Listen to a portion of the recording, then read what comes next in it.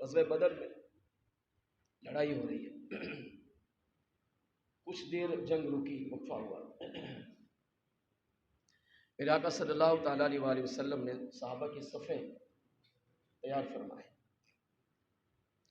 ایک صحابی سیدنا عمیر رضی اللہ تعالیٰ ہاتھ میں کھجوریں لیے کچھ کھجوریں کھا رہے تھے،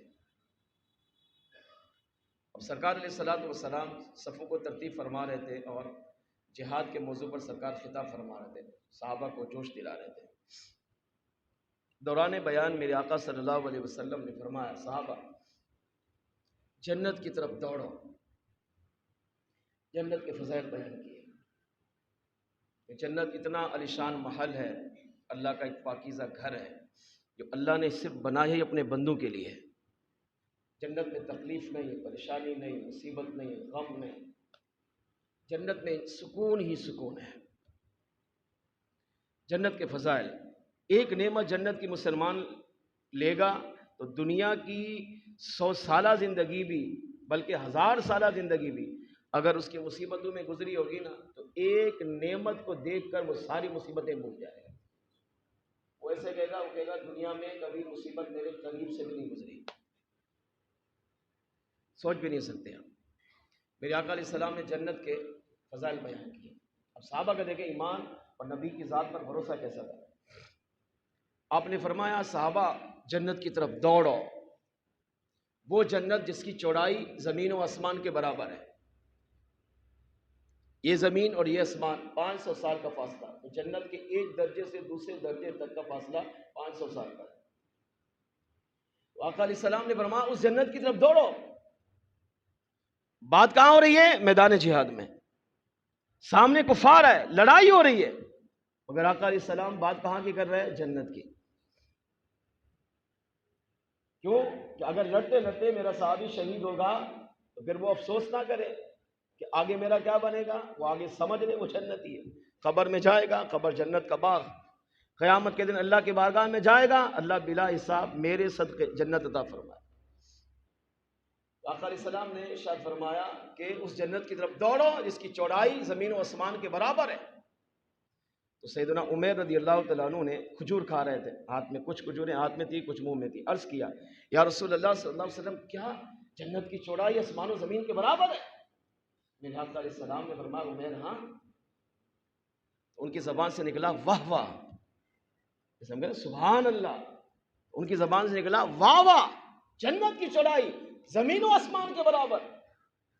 اب جب بے ساختہ زبان سے نکلا واہ واہ، اتنی اعلیٰ جنت، تو میرے آقا علیہ السلام پر قربان ارشاد فرما، عمیر کیا ہوا، تمہاری زبان سے واہ واہ کیوں نکلا؟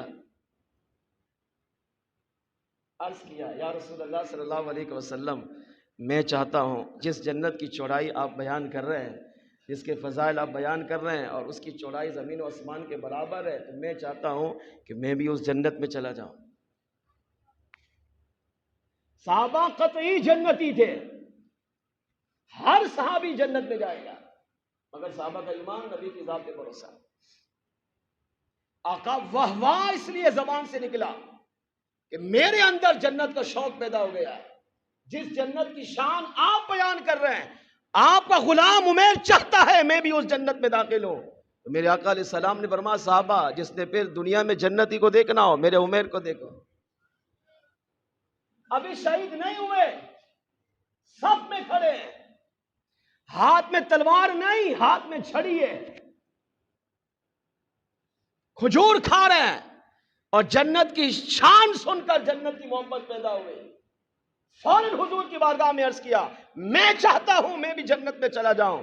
آپ نے فرمایا، چاہتے کیا ہو؟ تم ہو ہی جنتی، دیکھو میرے عمیر کو، جنتی جنت میں جا کر جنتی کو دیکھے گا، مگر صحابہ تم میدان جنگ میں جنتی کو دیکھنا چاہتے ہو تو میرے عمیر کو دیکھو۔ اب صحابہ عمیر کی طرف دیکھنے لگ گئے۔ عمیر رضی اللہ تعالیٰ عنہ جب سنا حضور نے مجھے جنتی کہا، اب تو پکا ہو گیا میں جنتی ہوں۔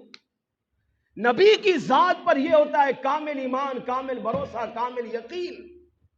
صحابہ کہتے ہیں عمیر رضی اللہ تعالیٰ عنہ نے کھجوریں پھینکی، جب یہ سنا کہ حضور نے مجھے یہاں جنتی کہہ دیا ہے کھجوریں پھینکی، چھڑی ہاتھ میں لی اور کفار کے میدان کی طرف دوڑ پڑے اور لشکر میں جا کر حملہ کیا. لڑتے لڑتے کئی کفار کو واصل جہنم کیا اور بالآخر اپنی جان کا نذرانہ بھی اللہ کی بارگاہ میں پیش کر دیا.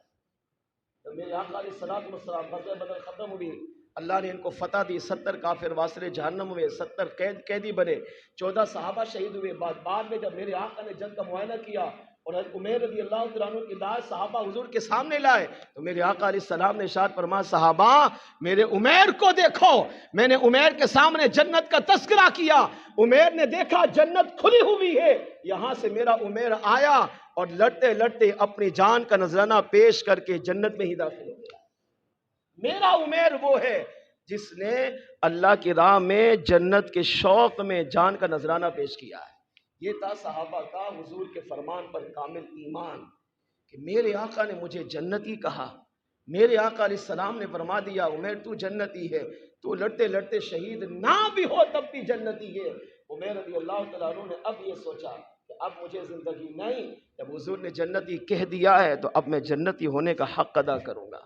اور بالآخر اپنی جان اللہ کی بارگاہ میں پیش کر کے اپنے آپ کو سرخرو کیا ہے. اس سے پتہ چلا صحابہ کرام علیہ الرضوان وہ کامل لوگ تھے جن کو اپنے رب پر بھی کامل ایمان، کامل بھروسہ، کامل یقین تھا. اور اسی طرح ان پاکیزہ لوگوں کو اپنے نبی کی ذات پر، نبی کے فرمان پر کامل ایمان بھی تھا، بھروسہ بھی تھا، یقین بھی تھا. ہم اگر غور کریں اپنے حال